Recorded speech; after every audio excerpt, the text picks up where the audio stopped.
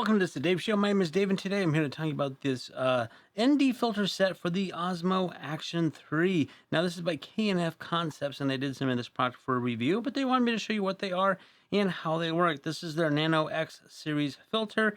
Again, it says for the DJI Osmo Action 3, ND4, 8, 16, and 32. Let's take them out and take a look. Okay, it comes in a nice little case like this. Let's go ahead and open it up so it's going to protect it. And then there is the 4 ND filters. And I don't know if you can tell by looking at it this way, but you can see that this one is they get darker and darker as you go. They are noted on the side, Nano X ND4. That might be hard to see on the camera. I'm going to try to get a close-up look at it.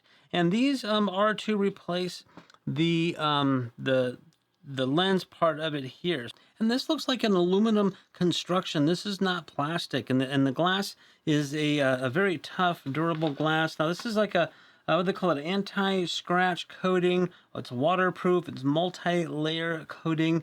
Very, very well made ND filter for your camera. So let's go ahead and take this off carefully. And then what you can do is you can put the original back in here if you want to. When you put the to protect that, and then put this one on, just screws on.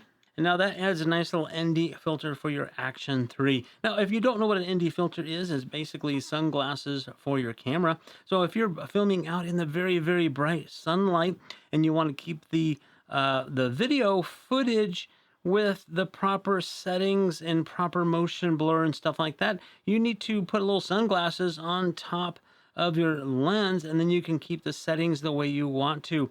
Very cool. What I'm going to do is I'm going to take this outside in the bright sun because I got a lot of sun outside today.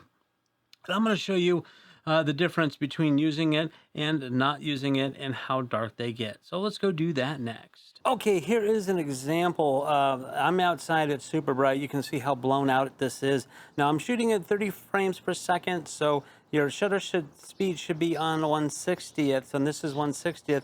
The ISO is down to 100, which is the lowest it can go, and it's still blown out. So this is the proper setting for this. Now, if I put it on auto mode, it bumped the shutter speed up to like 1600 or some crazy thing like that to get it dark enough. And I don't want that. If you want the right motion blur, you need to have it on this setting. And based on what the camera shows, it's very sensitive, and this is not going to work. So I'm going to go ahead and put the first ND filter on, the ND4, and we'll see how that helps. Okay, this is the ND4 filter, and as you can see, it has gotten a lot better just with the very lowest ND filter. Let's go ahead and try the next one up, which is 8. Okay, this is the ND8 filter. As you can see, it has gotten a lot better again.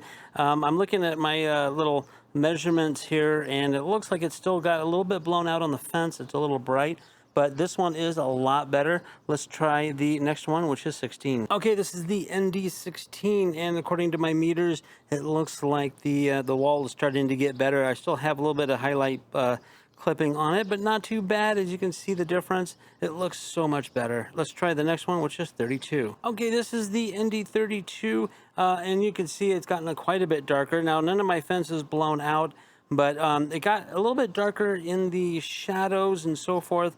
And at this point, I might want to bump up my ISO a little bit. It's at the lowest setting right now, and that's okay to do. You can do that. Again, the lower ISO, the less noise you find in your footage. But again, it is set at the correct shutter speed for motion blur.